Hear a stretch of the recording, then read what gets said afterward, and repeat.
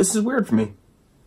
Usually I'm sitting behind a keyboard when we're talking about pedals and pedal boards and fun things like that, but thought we'd try something different tonight. Tonight I'm putting together a pedal board. Alright, so we're trying a format change tonight. Doing video instead of typing. We'll see how this goes. So I just finished wiring up and kind of putting together a pedal board here. Pretty stoked on it. There was a time when I was pretty set on building my own pedal boards on the side and, doing that, but woodworking is not my thing. So I kind of bailed on that for a while. Over the last year or so, I've been collecting pedals. I've been, kind of putting things together and seeing what worked for me. And got to a really good spot with that. And found some amazing pedals that did exactly what I was after for bass. So not much has changed in terms of what I'm using. That's pretty much stayed the same. It's more the format and the layout. I was, for a long time, mounting my power supplies on top of my boards, mainly out of necessity. Some of the ones I have didn't have the clearance that I needed, or it just worked. For my True Minds board, it's on top and it works. It's there. If I need to reach it quickly, it's all good. But I do like the idea of that clearance and having it under. So I went with that this time around. Like I said, the pedal choices haven't changed too much. Everything's pretty much stayed the same. I migrated over to a slightly larger board. It's given me a bit more room to kind of flex out and have some space, but also to expand. I'm looking forward to that. I'm looking forward to the ability to add and subtract as needed. There's some really cool pedals out there. There's no definitive signal chain for me when it comes to what I'm using outside of a band context. So having that flexibility to take one or two pedals out is gonna be fun. Threw the pterodactyl into this one. It's a really fun pedal. It combines my two favorite things, filter and fuzz, and you can't beat that. So, really stoked to have that on here. Really stoked to play around with that a lot more. It's just too fun to have to not shred through. It's a good pedal. So, I guess I'll talk about my signal chain and how I got to where it is. Tuner, duh, I need one.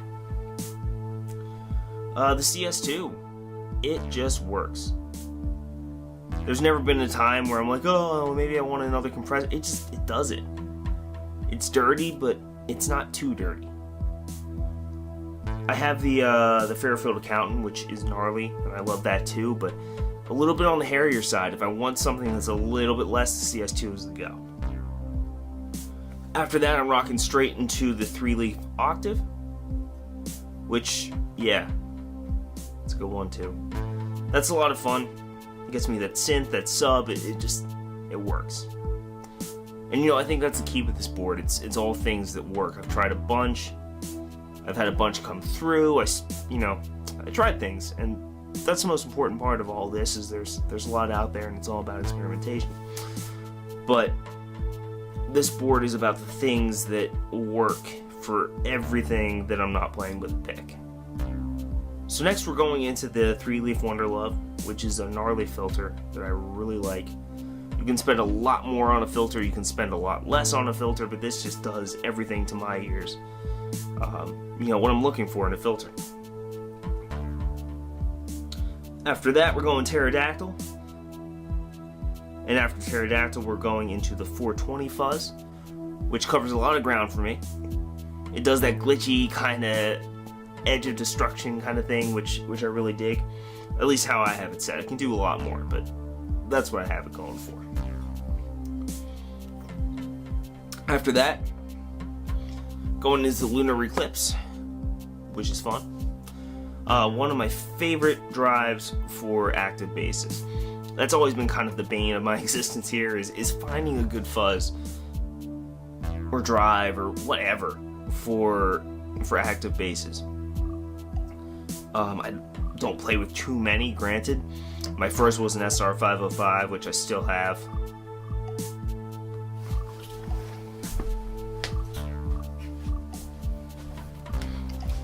this boy right here.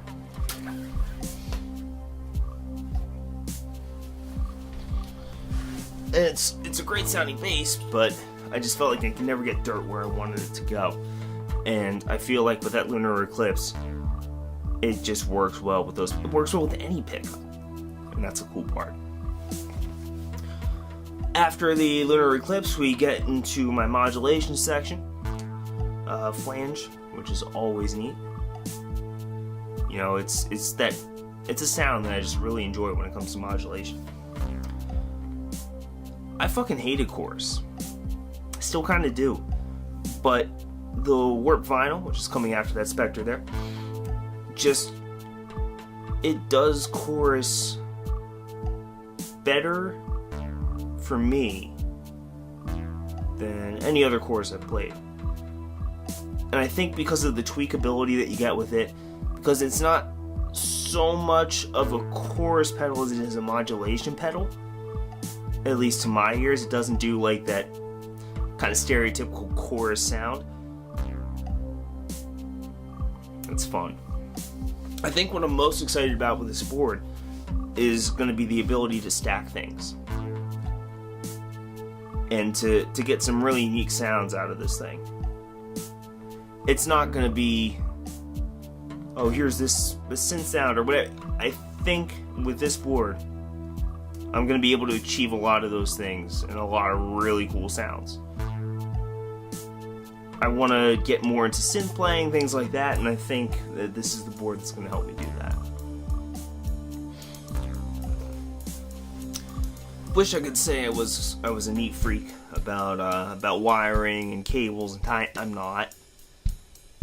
If it works, it works. I mean, if it's neat and condensed, that's really cool, and ideally that's where I want it to be, but it's not something I stress over. I don't know if that's good or bad, that's just what it is.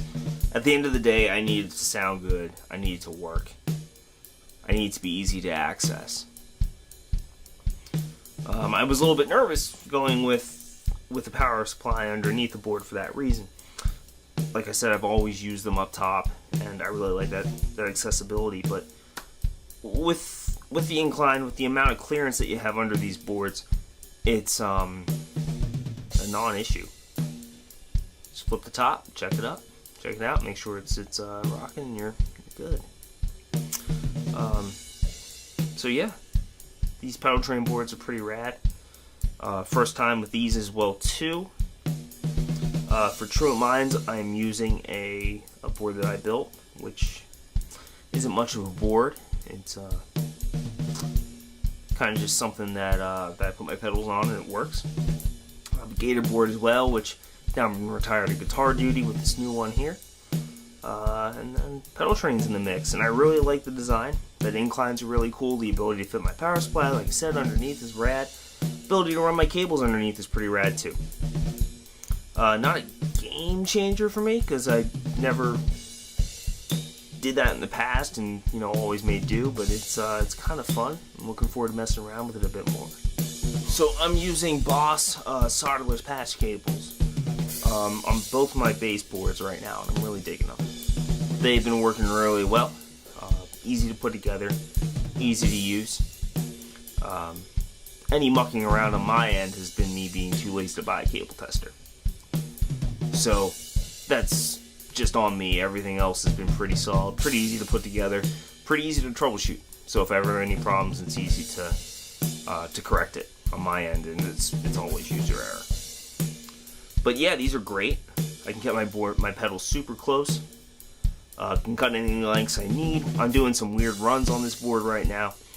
I have some pedals kind of crisscrossing, so that ability is crucial to what I'm trying to do here. So that's always rad. They work really well for my needs. Doing this commentary kind of setup off the cuff. Let me know what you think. It's more of a train of thought at this point, kind of just talking over what I did previously and kind of the thought process to get there. I have no idea if this is interesting, but if it is, awesome. I really find it interesting.